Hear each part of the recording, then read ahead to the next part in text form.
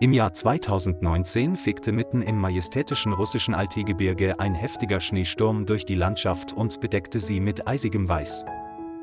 An diesem abgelegenen Ort gibt es nur ein paar Holzhäuser, die zwischen den sanften Berggipfeln und schneebedeckten Kiefernwäldern verstreut sind. Inmitten dieser rauen Landschaft leben zwei Schneeleoparden, eine Mutter und ihr Kind, allein, aber widerstandsfähig.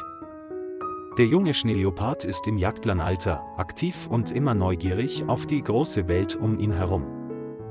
Jeden Tag kletterte er auf rutschige Felsen, trotz der besorgten Mahnungen seiner Mutter. Da sie in der Wildnis lebten, sahen Mutter und Sohn selten Menschen und hörten während der kurzen Jagdsaison nur das Echo von Jagdgewehren in der Ferne. Da Nahrung knapp ist, müssen Schneeleopardenmütter oft tagelang umherwandern, um genügend Beute für beide zu finden. Obwohl sich die Mutter um das Schneeleopardenbaby kümmert, verlässt es aufgrund seiner Neugier oft seine Mutter, um seine Umgebung zu erkunden. Obwohl sie wusste, dass ihr Junges noch jung war, behielt die Schneeleopardenmutter es dennoch im Auge, aus Angst, es könnte auf dem weichen Schnee stolpern oder in eine Schlucht fallen. Dann brach ein gewaltiger Schneesturm los, der einen kalten, heulenden Wind mit sich brachte, der die Tiere dazu zwang, sich zusammenzudrängen und Schutz zu suchen. Eine ganze Woche lang mussten sich die Schneeleopardenmutter und ihr Baby in einer kleinen Höhle verstecken und darauf warten, dass die Naturgewalten nachließen. In der Höhle weigerte sich das Schneeleopardenjunge, still zu sitzen und rannte ständig umher, obwohl der Raum sehr eng war. Die Schneeleopardenmutter muss ihre Jungen mit einem leisen Brüllen daran erinnern, die Höhle nicht zu verlassen, solange Schnee und Wind noch heftig sind. Als der Schneesturm vorbei war, beschlossen Mutter und Kind, die Höhle zu verlassen und auf Nahrungssuche zu gehen, und nutzten die ruhige Wetterlage. Der Berghang war noch immer mit Schnee bedeckt, aber wenigstens war der Wind nicht mehr so stark und der Himmel begann aufzuklaren. Die jungen Schneeleoparden hüpften laut heulend über jede Klippe und betrachteten es als ein neues Abenteuer. Die Schneeleopardenmutter folgte vorsichtig, schnüffelte nach Spuren von Beute und behielt dabei ihr Junges im Auge. Überall lag nur Schnee, nur ein paar trockene Büsche ragten in der beißenden Kälte hervor. Nachdem er eine Strecke gelaufen war, blieb der kleine Schneeleopard plötzlich stehen, weil er etwas Seltsames roch. Es machte einen Satz nach vorne, glitt über einen hohen Schneehaufen und verschwand aus dem Blickfeld der Schneeleopardenmutter. Die Schneeleopardenmutter brüllte ihre Jungen an, doch als Antwort kam nur das kalte Pfeifen des Windes. Einen Moment später hörte es den schwachen Schrei eines Kindes, der von irgendwo in der Nähe kam. Die Schneeleopardenmutter war beunruhigt und rannte eilig in Richtung des Geräuschs, als ihr klar wurde, dass ihr Kind gerade in ein tiefes Loch gefallen war. Das Loch war rund und mit kaltem Wasser aus geschmolzenem Schnee und Regenwasser gefüllt, wie ein natürlicher Eisbrunnen. Der Schneeleopard kämpfte im Wasser. Das Wasser war nicht zu tief, sodass er noch stehen konnte, aber die steilen Wände des Lochs machten es ihm unmöglich, herauszuklettern. Das Schneeleopardenjunge schrie auf, und seine Schreie wurden vor Kälte und Angst immer schwächer. Die Schneeleopardenmutter rannte um den Rand des Lochs herum und versuchte, ihrem Baby beim Hochhelfen zu helfen, aber der rutschige und senkrechte Boden bot keinen Halt. Es versuchte, sich in den Rand des Lochs zu krallen, aber der rutschige Schnee und das Eis machten den Versuch vergeblich. Während die Angst zunahm, hallte das Brüllen der Schneeleopardenmutter durch den Wald, in der Hoffnung, dass ihr jemand zu Hilfe käme. Dann, als hätte es plötzlich nachgedacht, ließ es das Kind im Loch zurück und rannte mit hastigen Schritten zum Waldrand. Am Rande dieses Waldes steht ein kleines Holzhaus, in dem ein alter Mann zurückgezogen lebt, der seit 10 Jahren auch als Förster tätig ist. Der alte Mann namens Pjotr Michailowitsch war an wilde Tiere gewöhnt, die manchmal bei seinem Haus vorbeischauten. Nicht weit von zu Hause blieb die Schneeleopardenmutter stehen und sah den alten Mann an, der vor der Tür stand. Auch Pjotr Michailowitsch sah den Schneeleoparden aus der Ferne, er war etwas wachsam, aber nicht allzu ängstlich. Die Schneeleopardenmutter stöhnte und knurrte leise, dann drehte sie den Kopf und blickte in Richtung Wald, wobei sie sich immer wieder umdrehte, als wolle sie den alten Mann rufen, ihr zu folgen. Aufgrund seiner langjährigen Erfahrung war Pjotr Michailowitsch klar, dass der Schneeleopard nicht die Absicht hatte anzugreifen, sondern vielleicht um Hilfe bitten wollte. Er legte den Gegenstand, den er in der Hand hielt, ab, machte langsam einen Schritt nach vorne und schaute der Schneeleopardenmutter genau in die Augen. Als die Schneeleopardenmutter sah, dass er es bemerkt hatte, drehte sie sich um und rannte in Richtung Wald, wobei sie sich gelegentlich umdrehte, um zu sehen, ob sie mithalten konnte.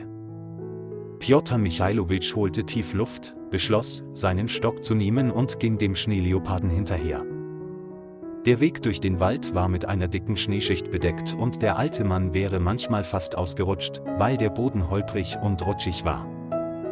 Etwa 2 Kilometer entfernt blieb die Schneeleopardenmutter vor einem Loch stehen, knurrte leise und blickte nach unten.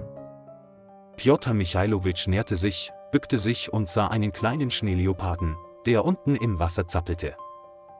Er drehte sich um und beruhigte die Schneeleopardenmutter mit warmer, sanfter Stimme: „Beruhige dich, ich werde es retten." Als dem alten Mann klar wurde, dass er mehr Werkzeug brauchte, eilte er nach Hause und ließ die Schneeleopardenmutter ruhelos umherirren. Unterwegs rannte Pjotr Michailowitsch und dachte über Möglichkeiten nach, den Schneeleoparden zu retten. Bilder verfügbarer Werkzeuge erschienen in seinem Kopf. Als er nach Hause kam, fand er ein starkes Seil und einen großen Eimer, der normalerweise zum Wasserholen aus dem Brunnen verwendet wurde. Er band das Seil fest an den Henkel des Eimers und zog ein paar Mal daran, um sicherzugehen, dass es nicht riss oder abrutschte. Als er fertig war, eilte Pjotr Michailowitsch zurück zum Loch und hoffte, dass das Schneeleopardenjunge noch durchhalten würde. Als die Schneeleopardenmutter ihn zurückkehren sah, blickte sie auf und winselte eindringlich, scheinbar, als würde sie ihn drängen, ihr Junges schneller zu retten. Der alte Mann näherte sich vorsichtig dem Rand des Lochs, ließ den Eimer hinunter und richtete das Seil so aus, dass er das Schneeleopardenjunge leicht erreichen konnte. Obwohl das Schneeleopardenjunge verängstigt war, wagte es aus Überlebensreflex dennoch, in den Eimer zu klettern. Mit aller Kraft zog Pjotr Michailowitsch das Seil hoch und spürte dabei das Gewicht des zitternden Schneeleopardenjungen im Eimer. Nach mehreren Versuchen wurde der Eimer schließlich an den Rand der Grube gezogen, das Schneeleopardenjunge war durchnässt, aber noch bei Bewusstsein. Die Schneeleopardenmutter stand in der Nähe und knurrte leise, als wolle sie signalisieren: „Tu meinem Kind nichts." Der alte Mann hob das Schneeleopardenjunge langsam aus dem Eimer, legte es auf den weißen Schnee und trocknete es mit einem Handtuch ab. Das Schneeleopardenjunge hustete vor Kälte, doch als es die Sicherheit seiner Mutter sah, verschwand die Angst aus seinen Augen. Die Schneeleopardenmutter kam herüber, beschnupperte ihr Baby und leckte mit ihrer Zunge über sein nasses Fell, um es zu wärmen. Mutter und Kind rieben sich aneinander und waren froh, der Gefahr entkommen zu sein. Pjotr Michailowitsch zog sich langsam zurück, um Platz für die Wiedervereinigung der Schneeleopardenfamilie zu machen. Die Schneeleopardenmutter hob den Kopf und sah den alten Mann mit warmen Augen an, als wolle sie Danke sagen. In diesem Moment war in der Stille nur das Geräusch des sanften Windes zu hören, der durch die Blätter wehte, und ein seltsames Gefühl zwischen Menschen und wilden Tieren. Der alte Mann nickte, lächelte freundlich, packte dann Seil und Eimer ein und bereitete sich auf die Heimreise vor. Die Schneeleopardenmutter und ihr Kind blieben einen Moment lang stehen und sahen ihn mit verweilendem Blick an, bevor sie sich wieder den hohen Bergen zuwandten. Die Zeit verging friedlich, es gab immer noch Schneestürme, die die Härte der Altairegion deutlich machten. Pjotr Michailowitsch ging seinem Alltag nach, durchsuchte den Wald und räumte den Weg frei, der zum Reservat führte. Manchmal denkt er an den Moment zurück, als er den Schneeleoparden rettete, und hofft, dass sie in dieser eisigen Welt noch immer in Sicherheit sind. Fast eine Woche später fegte ein neuer, heftiger und lang anhaltender Schneesturm durch das Land und begrub alles unter einer dicken Schneedecke. Pjotr Michailowitsch musste mehrere Tage lang geschlossen bleiben und wagte es nur, hinauszugehen, um Brennholz zu holen und die Veranda vom Schnee zu räumen. Als der Sturm vorbei war und der Himmel klar und kalt war, wollte der alte Mann gerade den Wald erkunden, als er vor der Tür ein seltsames Geräusch hörte. Als er langsam die Tür öffnete, war er überrascht, dort eine Schneeleopardenmutter mit ihrem Baby stehen zu sehen. Die Schneeleopardenmutter hob ein totes Eichhörnchenbaby auf und legte es auf die Veranda. Vielleicht handelt es sich hierbei um ein Dankeschön-Geschenk der Schneeleopardenmutter an ihren Wohltäter. Pjotr Michailowitsch war gerührt.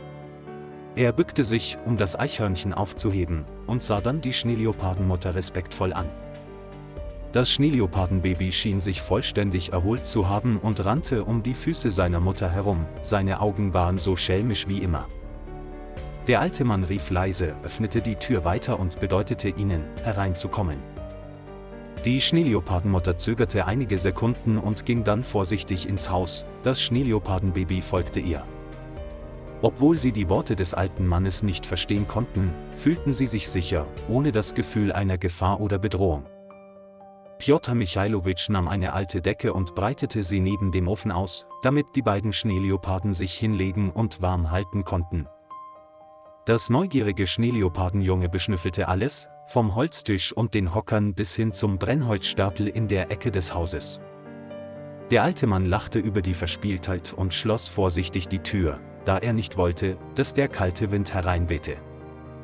Nachdem sie sich ein wenig aufgewärmt hatten, lagen die Schneeleopardenmutter und ihr Baby still und atmeten schwer, als wollten sie eine Pause machen. Pjotr Michailowitsch legte das Eichhörnchen beiseite, um es zum Abendessen zu kochen und ihnen so sein Herz zu offenbaren. Er goss etwas warmes Wasser in eine Schüssel und stellte sie neben die Stelle, wo Mutter und Kind lagen. Die Schneeleopardenmutter nahm ein paar Schlucke und leckte sich dann die Lippen. Sie schien sich in seiner Nähe sehr wohl zu fühlen. Nach einer Weile verließen sie das Haus, hinterließen zum Abschied freundliche Blicke und verschwanden hinter dem Kiefernwald. Tag für Tag ging Pjotr Michailowitsch seiner Arbeit nach, doch jedes Mal, wenn er das vertraute Brüllen des Schneeleoparden hörte, lächelte er.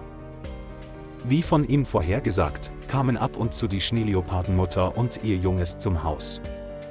Jedes Mal, wenn sie kam, brachte die Schneeleopardenmutter ein kleines Geschenk mit, manchmal ein Kaninchen, manchmal ein paar Eichhörnchen, scheinbar um ihre Dankbarkeit auszudrücken. Und so entstand allmählich eine besondere Bindung zwischen der alten Einsiedlerin und der Schneeleopardenmutter und ihrem Kind im Altegebirge.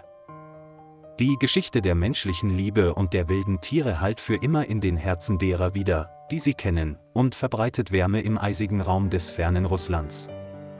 Lieber Freund, vielen Dank, dass Sie sich die Zeit genommen haben, das ganze Video anzuschauen. Vergessen Sie nicht, den Kanal zu liken und zu abonnieren, um uns zu unterstützen. Auf Wiedersehen und bis zu den nächsten Folgen.